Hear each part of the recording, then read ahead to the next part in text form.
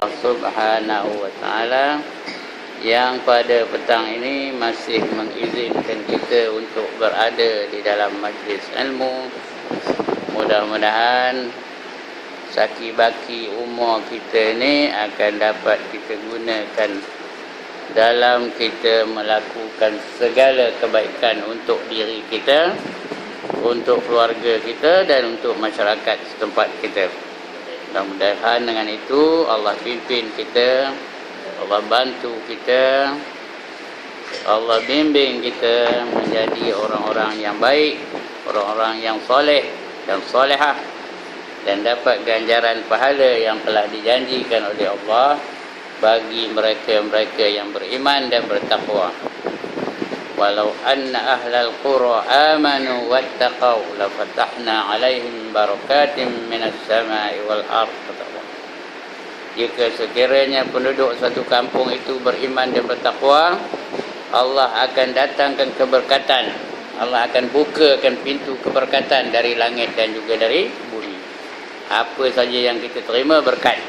Dapat duit berkat, dapat anak berkat, dapat suami berkat, dapat tokar berkat, dapat motor berkat, dapat pakaian berkat, semuanya berkat. Dari berkat dapatlah pahala. Kalau dah cukup pahala, dapatlah masuk syurga. Mudah-mudahan kita masuk dalam golongan orang itu. Kerana kalau banyak dosa, ke mana perginya? Ke neraka. Kita nak dosa ke nak pahala? Jadi carilah sebanyak-banyak pahala yang boleh. Mudah-mudahan kita dapat syurga dijanjikan oleh Allah dan selamatlah kita dalam kehidupan di dunia dan di akhirat. Baik, muka surat berapa?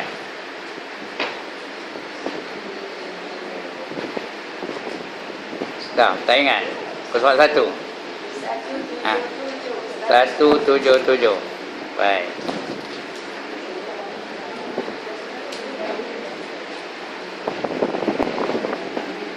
Satu tujuh. Perhatikan daripadanya kecuali hanya akhlak yang baik. Itu yang pertama tadi kita pergi yang kedua. Saudaramu untuk kejinakan hatimu, maka jangan kau perhatikan daripadanya kecuali hanya keselamatanmu daripada kejahatannya, fitnahnya dan keburukannya. Tajuk besar kita ni orang yang benar. Orang yang benar ni dia cari sahabat. Jangan cari sahabat yang pendusta, jangan cari sahabat yang menipu daya dan sebagainya. Cari sahabat yang jujur, yang ikhlas. Itu tajuk besarnya. Kemudian kita yang pertama cari saudara untuk akhirat. Cari kawan yang ngajak kita untuk akhirat, yang nak selamatkan kita untuk kehidupan selepas kematian. Kalau ada orang ngajak tengok wayang, itu ngajak kita ke neraka ke ngajak ke syurga tu? Ngajak ke neraka. Kalau ada orang ngajak kita ngaji petang ni, itu apa? Itu bawa kita ke syurga. Nak cari kawan, cari yang hobi tu. Macam itulah cari saudara untuk menjinakkan hati kamu, maka jangan kau perhatikan daripadanya kecuali hanya keselamatanmu daripada kejahatannya. Jaga-jaga kalau berkawan pun jangan kita ni menjadi mangsa kepada kejahatannya atau fitnahnya atau keburukannya. Karena kalau kita berkawan dengan orang yang buruk perangainya, kita pun lambat laun akan jadi buruk perangai kita. Dia burung tu dia sebulu. Dia berkawan dengan burung yang sebulu dengan dia aja. Burung pipit kawan siapa? Burung pipit aja. Ada pun nak tengok burung pipit kawan dengan burung elang. Begitulah. Kalau orang ngumpat kawannya siapa? Orang kaki ngumpat juga. Jadi macam tu. Orang tak semayang kawannya kaki tak semayang juga. Orang yang tak nak menutup aurat kawannya tanda menutup aurat lah belakang. Jadi kawan tu biar yang boleh membawa kita kepada keselamatan di akhirat nanti. Ya, itu yang pertama ya. Ya. Di dalam perumpamaan lain, manusia itu terbahagi kepada tiga. Manusia ini terbahagi kepada tiga golongan. Yang pertama, orang yang seumpama makanan asas, tidak boleh tidak daripadanya. Ya, manusia ni macam kita makan nasi lah. Ya, orang Melayu makanan asalnya apa? Nasi. Mesti makan juga. Walaupun dia kata doktor tak usah makan nasi, tak terima, makan juga. Kamu kencing manis, tak usah lah makan nasi, makan roti aja lah. Kata. Jarang orangnya nak ikutnya tu. Kalau doktor kata jangan makan nasi, tampil juga nasi. Dia makanan asas. Begitu juga kita berkawan ni. Ada orang yang kita tak boleh tolak berkawan dengan dia. Adik-beradik kita mana nolaknya, walaupun dia pencuri ke, dia pengumpat ke, dia tukang fitnah ke, kita kena berkawan juga dengan dia, kena bersama juga dengan dia, kena berinteraksi juga dengan dia. Cuma berhati-hatilah jangan kita sama. Itu golongan yang pertama. Tak dapat tidak kita kena bergaul juga dengan dia. Yang kedua, seumpama ubat yang diperlukan pada masa-masa tertentu sahaja, bukan setiap masa. Ada orang yang kita hanya diperlukan hanya di masa-masa tertentu sahaja. Macam makan ubat lah. Orang makan ubat tu setiap masa ke? Perempuan? Makan ubat tu setiap masa ke? Asal lapang ngap gitu ke? Tak ada. Kita makan ubat hanya di masa-masa tertentu sahaja. Orang kencing manis, dia makan ubat di masa-masa tertentu sahaja. Orang darah tinggi pun begitu, masa-masa yang tertentu sahaja, bukan setiap masa. Kawan pun begitu juga. Kadang-kadang kita perlukan dia di masa-masa yang tertentu sahaja. Macam tukang jahit baju umpamanya. Bila kita perlukan? Bila kita nak buat baju, perlu kalau dia. Macam apa lagi? Orang jual ikan umpamanya ya. Bila kita berinteraksi dengan dia? Bila kita nak mencari ikan. Begitulah, kita perlu di masa-masa tertentu saja. Macam mak andam, bila kita perlukan dia? Bila kita perlukan mak andam. Bila nak buat kenduri kahwin, anda lah mak andam. Yang sebagainya. Itu manusia ni ya. Bukan setiap masa. Yang ketiga, orang yang seumpama penyakit. Yang ini kalau dapat dielakkan. Orang yang seumpama penyakit yang perlu dihindari daripadanya. Tak boleh berkawan dengan dia. Dia kerja nak ngumpat aja. Jadi kita kalau jumpa dia macam jauh-jauh lagi elak kalau ngalir ke lain aja lah ya. Jangan saja panggil. Mai sekejap ada cerita baru ke kata? Ada katanya. Siap tadi. Jadi kalau dia kerja ngumpat aja, elak-elakkanlah. Atau dia kerja nak mencarut aja, elak-elakkanlah ya. Dia itu macam penyakit. Penyakit ada ke tempat untuk dapatkan penyakit? Tak ada ya. Tetapi terkadang seorang hamba itu dibalakan dengannya. Dibalakan dengannya itu apa? Dapat juga, kita tak nak pun dapat juga. Walaupun penyakit itu tidak disenanginya, walaupun kita tak seronok dengan penyakit itu, tapi datang juga penyakit itu dan tidak ada manfaatnya, maka perlulah seorang itu mengambil langkah-langkah yang bijak supaya ia dapat selamat daripadanya. Namun demikian, di dalam penyakit itu ada satu faedah besar. Seandainya engkau mampu menghadapinya, yaitu apabila engkau cuba memperhatikan keadaannya dan kesan yang buruk, setelah itu engkau pun menjauhkan diri daripadanya. Kita kena perhatikan betul-betul kesannya buruk. Bila nampak kesan buruk tu, kita jauhkan daripadanya. Jadi kalau tengah dengar dia tengah ngumpat tu, kita ada situ apa buat? Apa buat? Buat akal lah. Minta maaf lah teman nak berak benar kata. Walau masa itu nipu tak apa. Nipu tak apa ya masa itu. Nipu apa keluar tu? Nipu apa keluar tu? Nipu harus ya. Masa itu harus menipu. Tak ada sunat ya. Nipu tak ada sunat ya. Dia harus saja. Dia harus. Kerana ada strategi. Nipu strategi namanya. Itu dia dengan manusia ni. Tak berdosa. Harus mana berdosa? Harus dibuat atau ditinggalkan. Itu je. Kalau tengah telefon jadi tengah ngumpat anu. Tengah ngumpat Ustaz Ibrahim kata, Ustaz Ibrahim tu anu apa buat? Minta maaf ada pula orang datang kata. Lekas-lekas dia tamatkan perbincangan itu. Pernah orang bertanya kepada Nabi Isa AS, siapa sebenarnya yang mengajar adab-adab kepadamu? Beliau menjawab, tidak ada seorang juga pun yang mengajarkan adab kepadaku, tetapi apabila aku perhatikan kejahilan, maksudnya orang yang tak beradab tu ya, kejahilan orang yang jahil, timbullah dalam diriku perasaan mahu menjauhkan diri daripadanya. Kita kena ada kata orang putih apa namanya, sixth sense, panca indera yang keenam. Panca indera ada 5 aja, tapi yang keenam tu dia boleh mengesan keburukan yang akan datang. Dia ada sixth sense namanya, ataupun naluri yang keenam. Nak apalah ya, nak berjalan otak tu. Bila nampak orang tu jahil, carilah usaha-usaha ya, untuk mengelakkan diri daripadanya, jauhkan diri daripadanya. Timbullah dalam diriku perasaan mahu menjauhkan diri daripadanya. Sungguh benar perkataan Nabi Isa AS itu. Memanglah dia Nabi je lah, yang benar lah.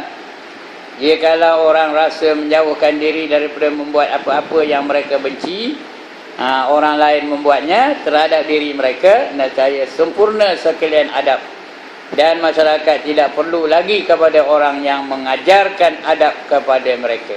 Kalau kita boleh buat yang ni, nampak ada bahaya dia nak ngumpat orang, kita pun cari jalan nak menjauhkan diri daripadanya. Ada nampak dia membawa perkara-perkara yang bahaya, dia pun menjauhkan diri daripadanya. Walaupun dia ustaz, kalau dia tampil nak apa, dia ngajar-ngajar nak ngumpat orang aja nak. Apa buat? Buat akal tak boleh datang ya. Sakit perut lah apalah ya. Tengoklah bulan depan datang ke tak? Kalau dia tak datang, ramai semua tak datang, itu tandanya ustaz tu ngajar benda-benda yang memudaratkan lah ya. Benda-benda yang boleh memudaratkan diri sendiri atau memudaratkan orang lain. Itu dia. Jadi itu tugas yang pertama ya. Tugas yang pertama apa dia? Menjadikan apa? Mana dia tugas-tugas? Menjadikan diri dia orang yang orang yang baik akhlaknya, itu yang pertama. Itu dah. Tugas yang pertama, cara-cara memilih sahabat. Itu tugas yang pertama, cara-cara memilih sahabat. Cari orang yang berakal, itu yang pertama. Ini dah baca dulu ni. Kalau lupa bukan salah saya. Yang kedua, cari orang yang baik akhlaknya. Yang ketiga, apa? Yang ketiga, cari orang yang soleh atau soleha kalau perempuan ya. Yang keempat, jangan bersahabat dengan orang yang tamak dunia. Kalau dia gerakan dunia aja, jangan kawan dengan dia. Yang kelima, cari orang yang benar pada perkataan, benar pada perbuatan dan sebagainya. Itu mencari orang yang benar tu ada tiga perkara tadi. Yang pertama, saudaramu untuk akhiratmu. Yang kedua, saudaramu untuk duniamu. Yang ketiga, saudaramu untuk menjinakkan hati kamu. Itu tiga jenis. Yang untuk dunia lah, untuk akhirat. Tapi kalau dia itu dunia aja lah, untuk ingat akhirat, jangan kawan dengan orang itu. Kemudian apa lagi? Manusia itu pula terbagi kepada 3 golongan. Yang pertama apa? Macam makan asas, tak dapat tidak mesti makan juga. Jadi kita tak dapat tidak mesti berkawan dengan dia juga. Jiran kita, mana nak musuh dengan dia? Tak dapat tidak mesti berkawan juga dengan dia. Yang kedua, orang yang macam ubat. Ubat ketika perlu baru kita makan, betul tak? Itu ubat. Orang pun begitu juga, kawan pun begitu juga. Ketika perlu baru kita berkawan dengan dia. Kalau tak perlu, tak payahlah. Yang ketiga, dia macam penyakit. Bila berkawan dengan dia, kena penyakit. Bila berkawan, kena penyakit. Penyakit apa? penyakit riya, penyakit ujub, penyakit hubbud dunia dan sebagainya. Orang itu tak usah kita berkawan dengan dia, ya. Itu tugas yang pertama. Apa tugas yang pertama tadi? Mencari sahabat. Tugas yang kedua, cara menunaikan hak sahabatnya. Yang ini kita nak belajar tentang ni. Cara menunaikan hak sahabatnya.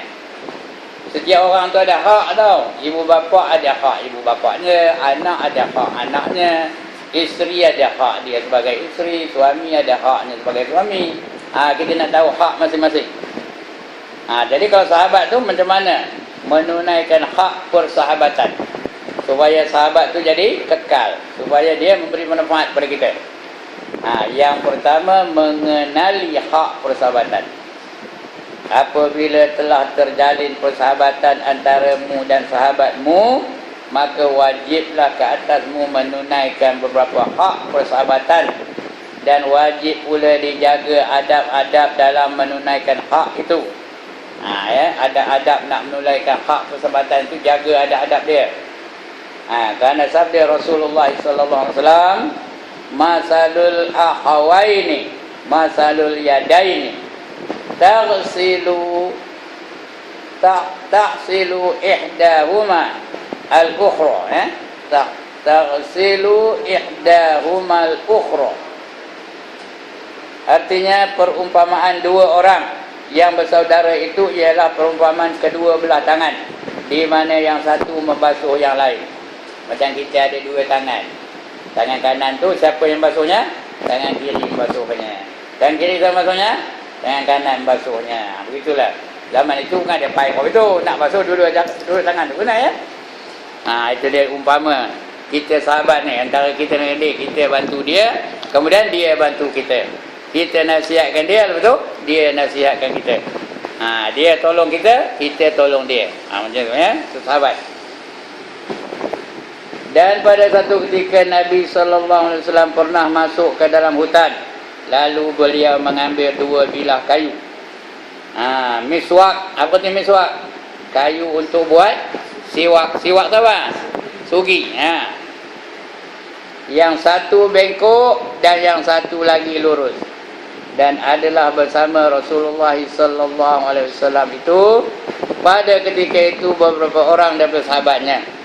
Kemudian lalu Nabi SAW memberikan kepada seorang sahabatnya kayu miswak yang lurus, dan beliau menahan kayu miswak yang bengkok. Yang bengkok tak baginya, untuk kegunaan dirinya sendiri. Maka sahabat itu lalu bertanya, ya Rasulullah, sebenarnya engkau lebih berhak untuk mengambil kayu miswak yang lurus ini daripada aku. Lalu Rasulullah SAW menjawab, ma min sahibin yashabu sahiban walau sa'atan min naharin illa su'ila an suhbati hal aqama fiha haqqallahi ta'ala au adha'a.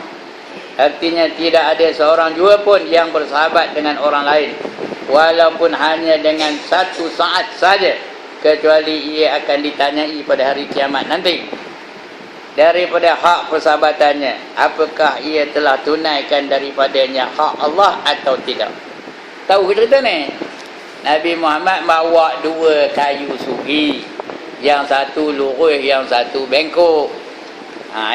Dia pun ambil kayu sugi yang lurus tu, yang elok tu, dibaginya pada kawannya, sahabat dia, ya. Yang bengkok tu dia pakai. Jadi ditegur dia sahabat lain, yang kamu bagi dia yang elok tu ngapa? Patutnya elok tu kamu lah punya, hak kamu. Ya. Kenapa kamu tinggal untuk kamu tu yang bengkok-bengkok aja? Ada ke orang tengok kayu sugi pun? Ada ke tak yang lurus? Ada tak yang bengkok? Ada, dua-dua ada, ya. Untuk lurus ada, bengkok ada. Jadi yang kamu bagi dia yang lurus tu ngapa? Bagilah yang bengkok. Kata Nabi, nanti di akhirat nanti semua akan ditanya hak sahabat tu macam mana, ya. Kalau kita pilih yang mana, yang bengkok ke yang lurus? Yang mana suka? Suka yang lurus itu, ya. Apa kata Nabi? La yu'minu ahadukum hatta yuhibba li akhihi ma yuhibbu li nafsi. Ada orang tengok ada ni. La yu'minu ahadukum hatta yuhibba li akhihi ma yuhibbu li nafsi. Tidak sempurna iman seseorang itu selagi ia mengasihi sahabatnya seperti mana dia mengasihi dirinya sendiri. Dia suka yang mana? Yang lurus ke yang bengkok? Dia suka yang mana? Diri sendiri. Suka yang lurus ke suka yang bengkok? Ya Allah, dia memang tak tahu milih ya. Kalau untuk diri sendirilah kita suka yang mana? Yang lurus lah. Jadi kalau kita suka yang lurus tu, bagi yang lurus itu pada sahabat. Kita tak nak yang bengkok tu. Kenapa? Kita tak suka yang bengkok tu. Sahabat tu betul tak suka juga. Begitu. Macam itu kita berkawan ni, mementingkan sahabat lebih daripada mementingkan diri sendiri. Itu sebab kata Nabi apa? Tidak ada seorang pun jua yang bersahabat dengan orang lain walaupun hanya satu saat sahaja, satu saat pun, kecuali ia akan ditanyai pada hari kiamat nanti daripada hak persahabatannya. Kamu kata kamu sahabat dengan dia, ya? Tapi pasal apa kamu bagi benda yang kamu tak kenal, yang kamu tak suka? Macam kita lah ya. Udah basi lauk tu baru sedekah jiran. Ya. Udah tikus pun tak nak makannya baru bagi jiran. Itu sahabat betul ke sahabat tak betul tu? Sahabat tak betul tu ya. Tak ada ya. Tak ada baguslah tu. Ya, tak ada tu baguslah tu. Patutnya yang tengah sedap tu, tengah berasap tu, itu yang kita bagi jiran kita. Ya, kalau ikan tu tengah manis lagi gulanya, baru kita bagi pada jiran kita. Ini dah 3-4 hari dia dalam peti air baru bagi dia. Apa? Bukan perempuan ni dah, perempuan ni bagus ya.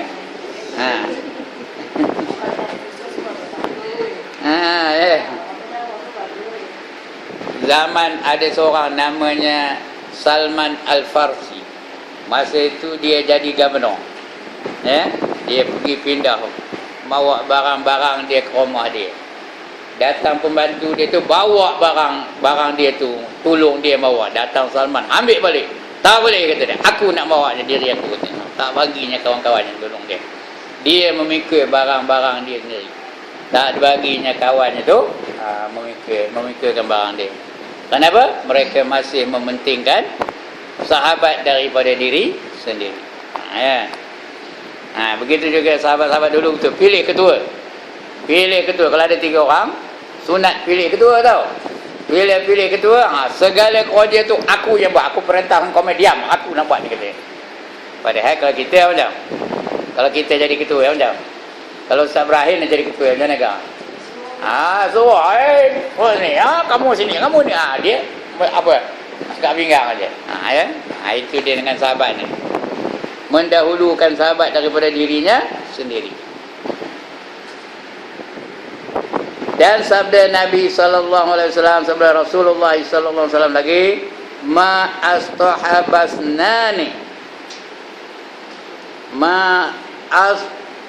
astahaba isnani qattu illa kana ahabbahuma ila Allah taala arfaquhuma bi sahibihi.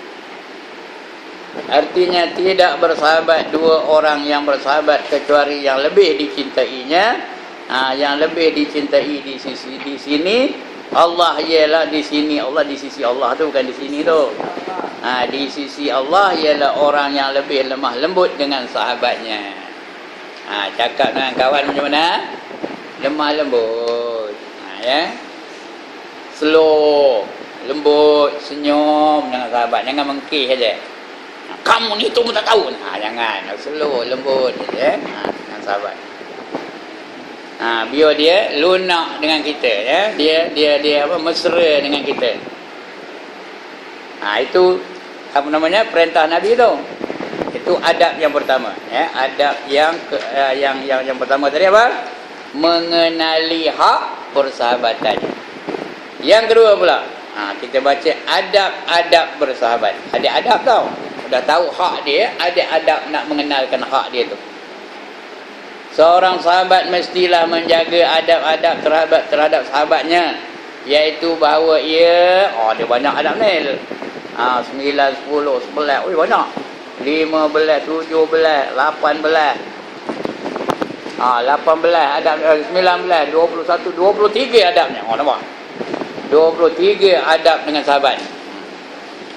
Apa dia? Yang pertama, mengutamakan sahabat dengan harta benda.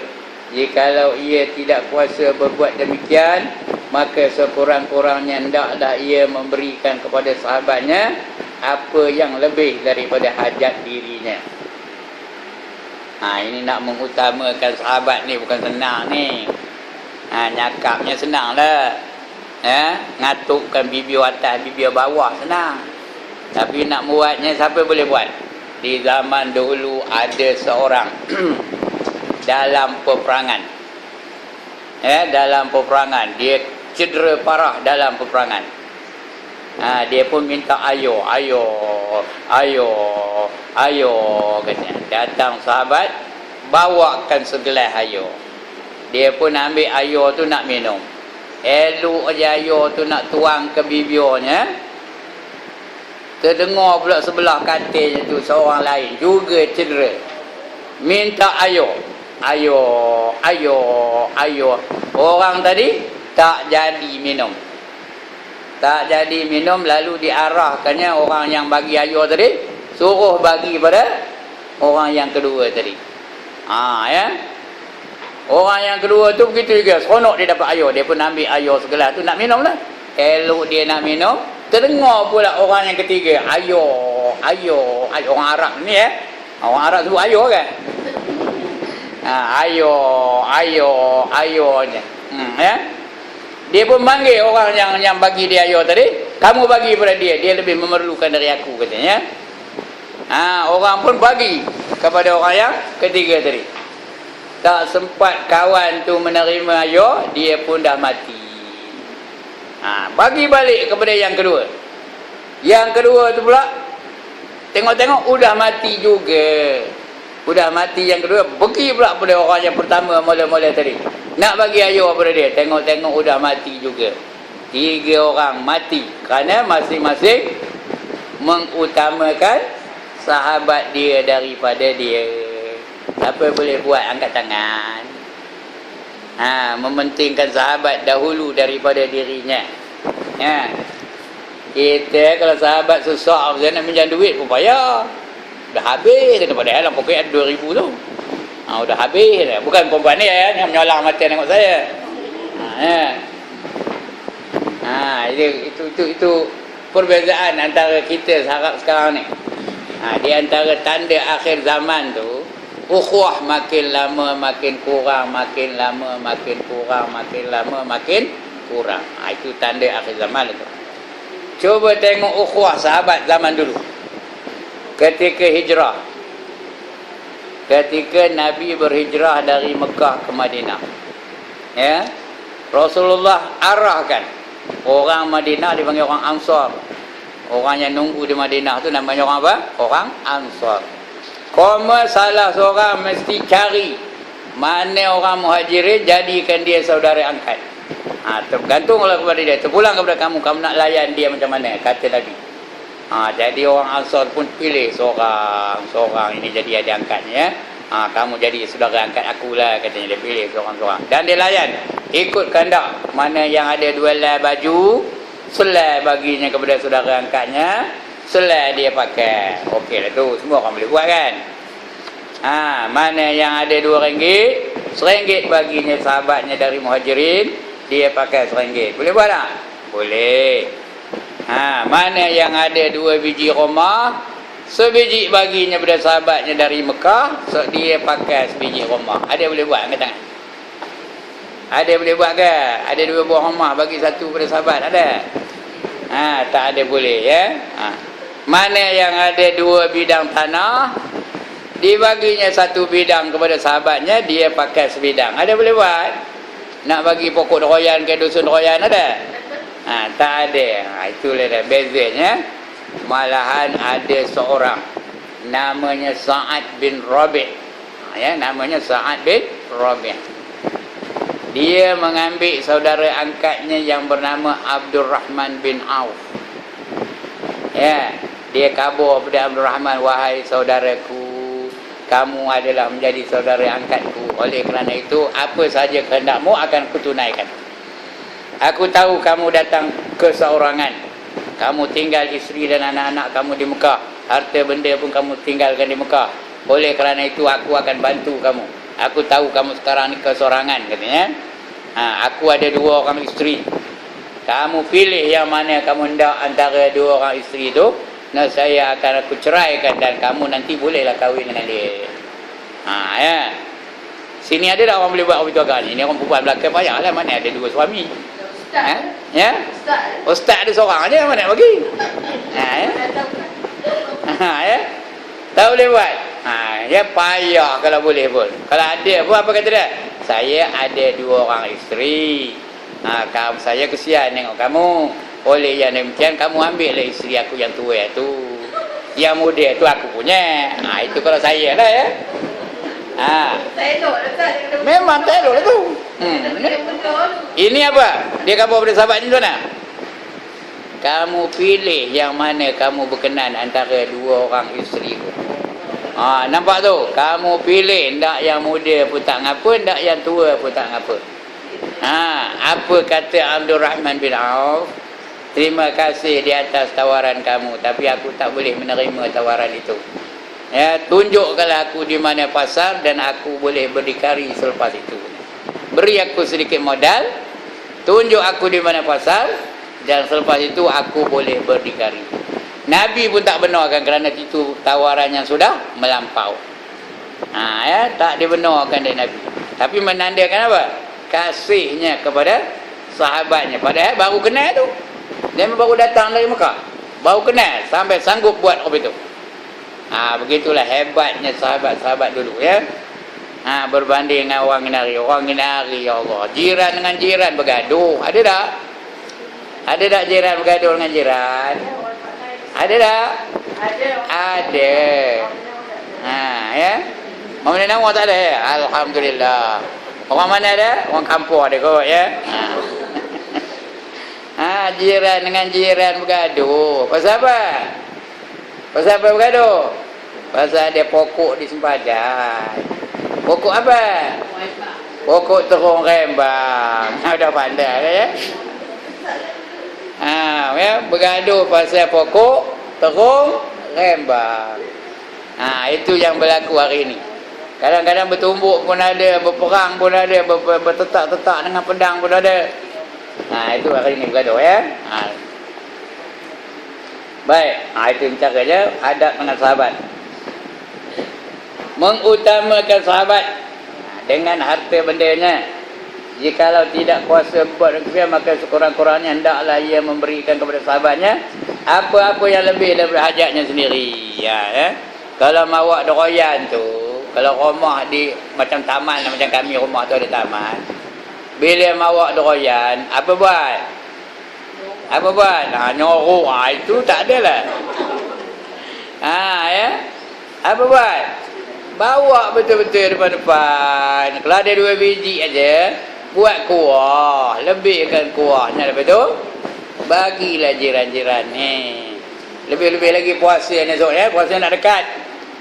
Di antara ibadah yang digalakkan dalam puasa ialah bersedekah. Bersedekahlah dengan jiran-jiran.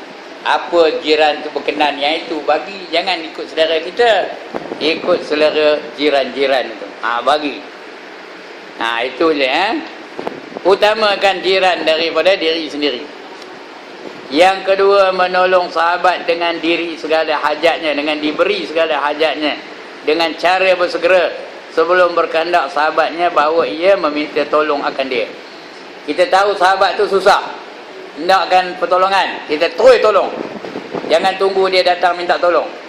Kita tahu apa keperluan dia, terus kita beri keperluan itu kepada sahabat kita tu. Yang ketiga, ini yang paling susah ni, menyembunyikan rahsia sahabat. Kalau hendak bersahabat dengan orang tu, apa buat? Segala keburukan dia jangan kita cerita pada orang. Jangan dihebahkan. Jangan jadi warta berita pula. Tahu warta berita?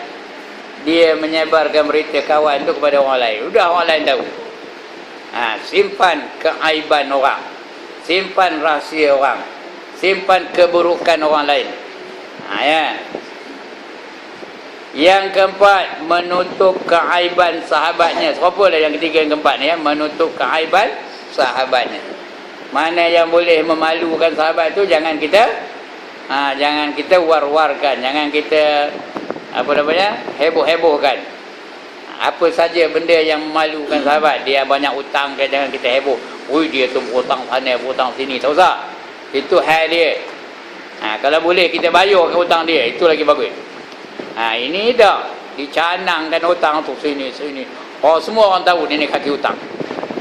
Jangan kalau nak bersahabat dengan dia ya. Kemudian yang ke 5, berdiam daripada menyampaikan perkataan orang lain yang mencela sahabatnya. Kalau ada orang mencela sahabatnya, apa buat? Simpan untuk diri sendiri, jangan sampaikan kepada dia. Ui, kata kamu si anu tadi, kata kamu tu anu.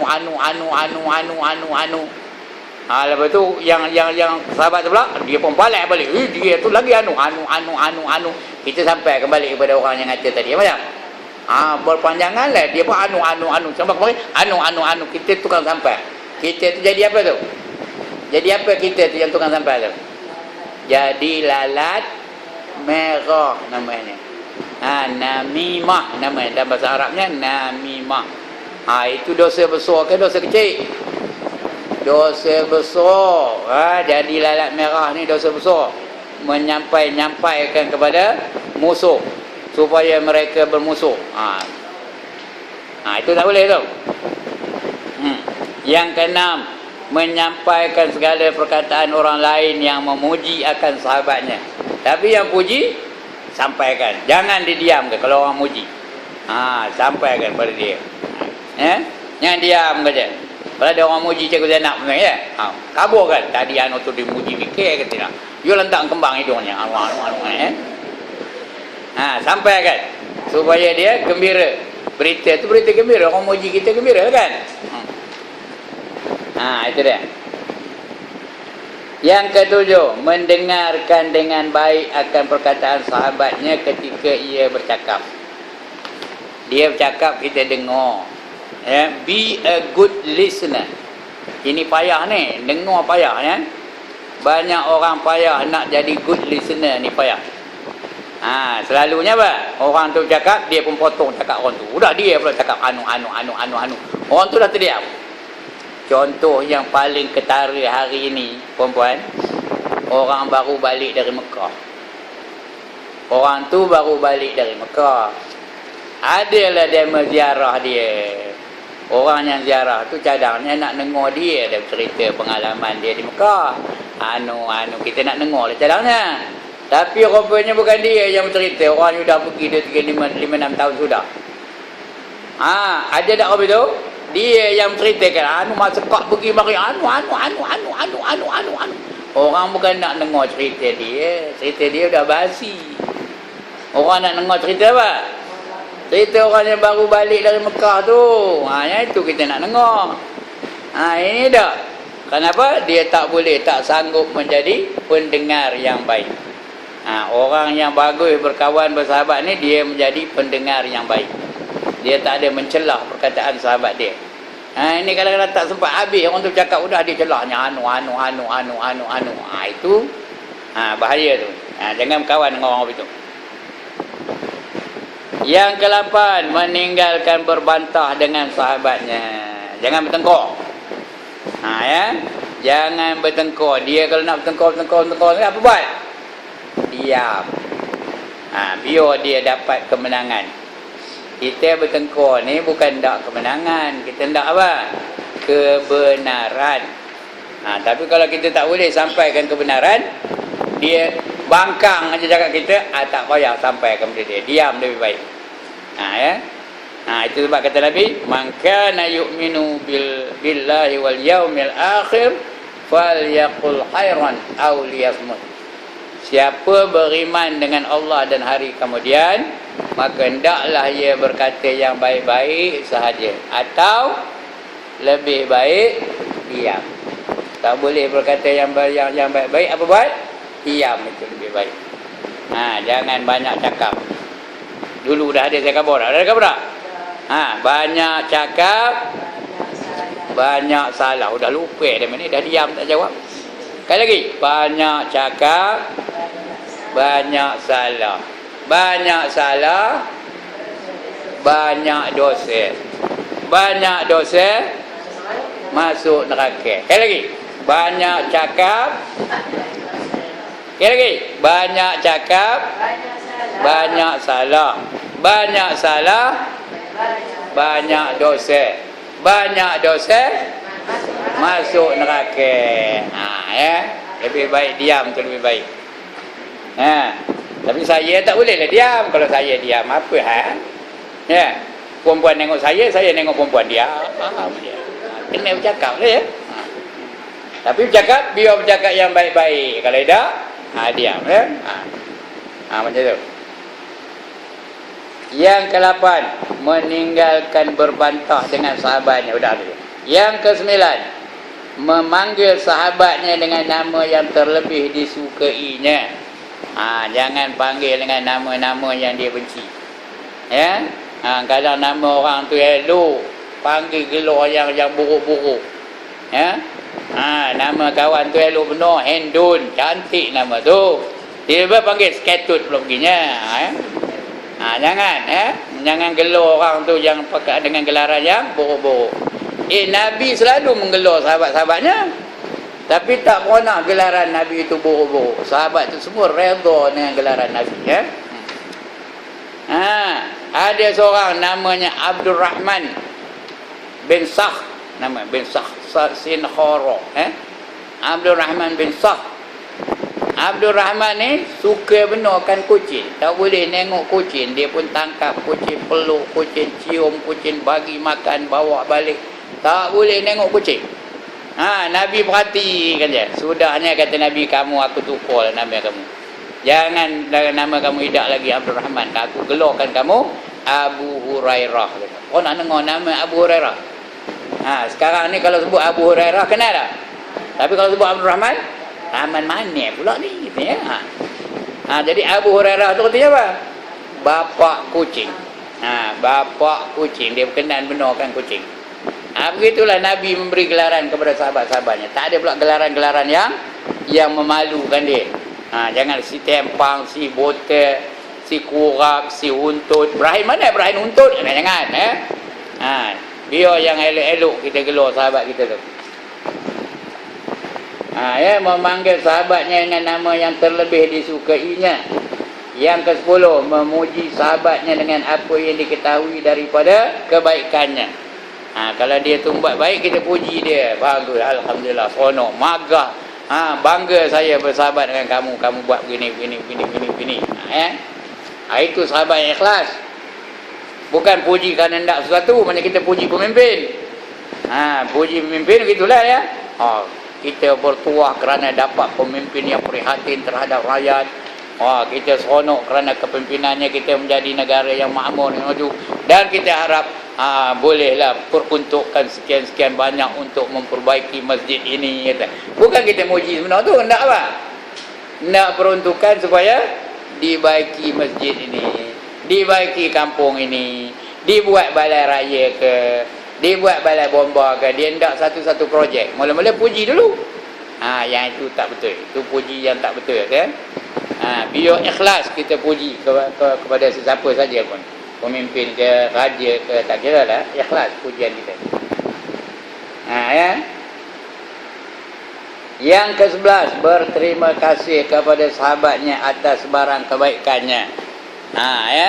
Ucapkan terima kasih kepada sahabat di atas segala kebaikan yang dibuatnya. Dia buat baik dengan kita. Terima kasihlah. Ada yang nak terima kasih dengan suami masing-masing? Ada tak? Ada. Bagus. Kalau ada, bagus. Patutnya tiap-tiap hari terima kasihlah di atas layanan abang pada saya. Udah. Kek. Ngapa tu?